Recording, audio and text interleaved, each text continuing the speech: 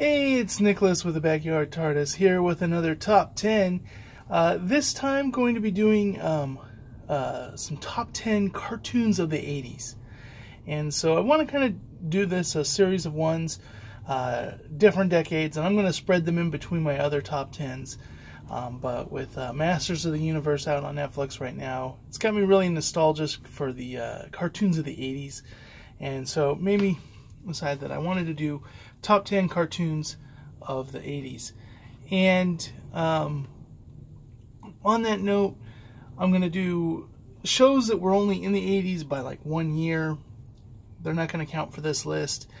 And shows that maybe were sequel shows or something to something that might go on a different decade. I'm not really going to count those either. This is shows that are predominantly thought of when we think of 80s cartoons. So, my number 10, the first one on there is Denver the Last Dinosaur. That was a one-season, 1988. This is just a show that as a kid I thought was really cool. Had a really cool opening song, something that's been fun to show clips of to my daughter. Nothing amazing, nothing that's really on there, but it's just a show that has always felt a little special to me, so it made the list. Number 9, The Smurfs, from 81 to 89. This is a big 80s touchdown. Now, I was never huge into Smurfs. I did watch it as a kid, but it definitely is a big pop culture reference to that. So, you know, the original blue people, you know, Smurfs had a lot of kids in school. That was always one that was really popular, and I enjoyed it. But not one of my top, but we'll get there. Number 8. This is another one. This is Muppet Babies from 84 to 1990, and Muppet Babies to me was really brilliantly written, because the way it took the Muppets and then it animated them. So you already had a thing that was made for kids with these puppets, and then it animated them, and then it had them go through movie tropes, movie scenes. And so before I was old enough to see something like Indiana Jones, I'm trying to think of other examples right now. I'm pretty sure they've done Star Wars. But just before I was even old enough to see a lot of these movies, I already knew the pop culture references because of Muppet Babies. And I really think that was a really cool way to start young ones off on their nerd fandom. And I like that they have brought the show back and that they're still doing that. They don't have the same access to some of the stuff they had before, but definitely able to do that. So to me, that holds a special place, even though it's not maybe one I'd want to go back and watch as an adult. I certainly don't mind watching it with my daughter, but it's one that I feel like it really started to kindle that nerddom for me. Number 7 is Mobile Suit Gundam. Now, the Gundam series, probably my introduction to anime. I was not a Dragon Ball Z kid. I didn't get into anime through that. But Mobile Suit Gundam, you know, I've always robots, and you'll see that makes the list a couple of times, robots. But and it had 2 other sequel shows, all within the 80s. So Mobile Suit Gundam definitely had a big impact. Of course, it was also tied into video games. And so having that, I had a friend who had the video games. And so that kind of introduced me to that world. Number 6, Thundercat,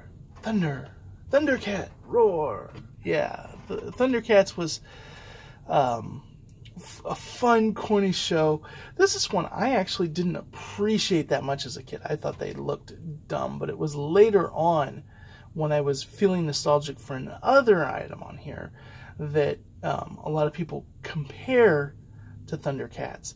Then I went back and watched it, and I like 80s cheese, the simple animation, just, you know, kind of the muscly heroes and the catchy one-liners.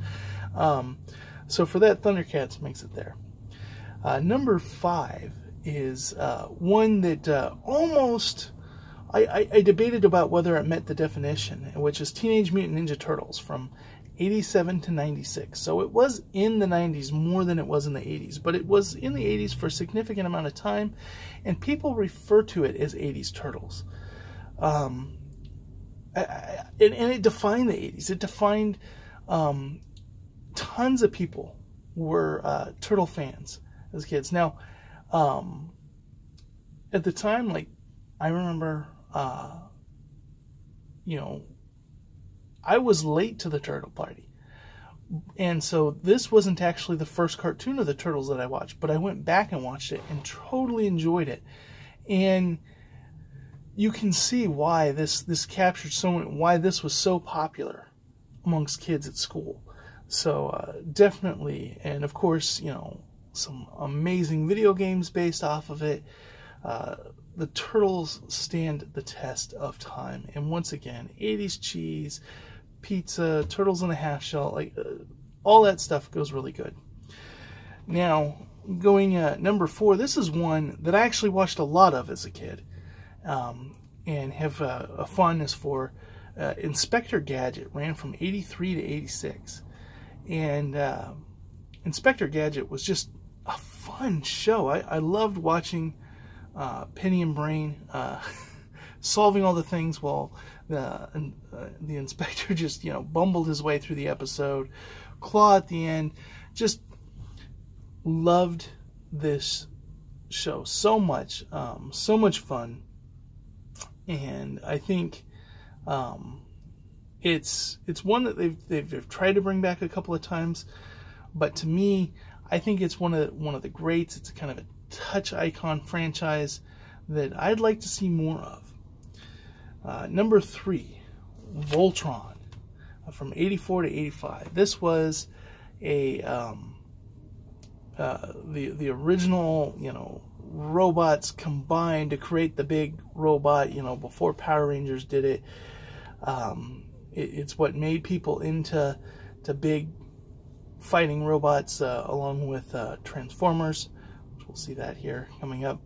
But Voltron was just, it combined that with the cheese of stuff like He-Man and Thundercats. So you had the dialogue and the cheese of that, but yet the action of something like Gundam. And so to me, it's like the perfect marriage of those two things, and it really just screams 80s. I haven't yet, but I really want to check out the new series on Netflix because I've heard good things about that. So big fan of Voltron. But number 2, what's going to be out Voltron? Transformers, Robots in Disguise. That cartoon was just amazing. It's really, and it's funny, you know, there's been a lot of Transformers cartoons since. Some of them don't hold, some of the ones that I thought were better, when I go back to rewatch them, they don't hold up as well. The animation of Beast Wars is hard for me as an adult. But I really like the original Transformers, and of course the movie. When you can get a show to get you to tear up over a robot, to get a young boy to tear up over a robot's death, you're doing good writing there. Of course, number 1 has to be He-Man and the Masters of the Universe. This is 80s cartoons. That is the 80s cartoon. It was the biggest property, and it was a unique thing because I think outside of the 80s, like, it would not be the big property. I look at all the stuff that came out in the 90s, He-Man wouldn't have stacked up against that. But the comedy, the silliness of it, it was, you know, it came out 83 to 85, so we're talking early 80s. And so it still has a lot of the 70s holdover, and that's what we see in a lot of these 80s shows is you're starting to see stuff with like Denver the Last Dinosaur and stuff like that. You're starting to see the style of what some of the 90s stuff is going to be like. But then you have He-Man, which is very much animated like a 70s cartoon. And it's super campy, and it's super just over, buff action dude, which is so 80s that, I mean, it's, when you think about what the movies were then, obviously kids aren't watching those movies, but they're playing with He-Man. And so I think that was, it just screams 80s. And it had a wonderful, interesting world. A unique world that it set up, a semi-fantasy based, but not completely fantasy, and kind of what they call high fantasy. This really kind of well thought out, well put together world, and so I enjoyed that. My secret number 11 is one that really personal for me. It's not something I really care to go back and watch, but it's The Adventures of Teddy Ruxpin from 1987.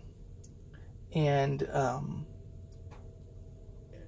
when I look back at like the kind of stuff I had as a kid, like recalling stuff from before I was 5, pretty much the only cartoons that I remember watching at that young age, or being influenced or caring about at that age, preschool, was Teddy Ruxpin and Pound Puppies.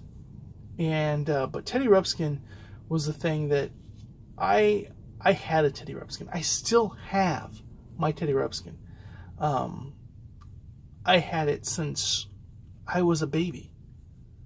That was a huge thing, and so when the animated stuff came out and I got a hold of that and I had the VHS, I loved that as a kid.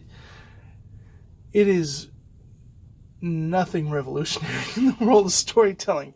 It's not something that I can go back and enjoy watching, which is why it's not on the list. But it is something that, for me, holds a lot of nostalgia. And I'm kind of one of those guys, everybody collects different things from the youth. Obviously, I'm a big Sonic the Hedgehog collector. That had a big impact on my youth. You'll see some of those cartoons in some other ones of these videos.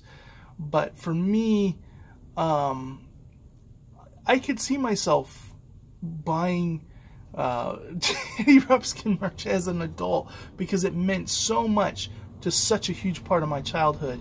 And it's a silly thing, but I've always thought that was a cool thing because of that, a cool callback memory.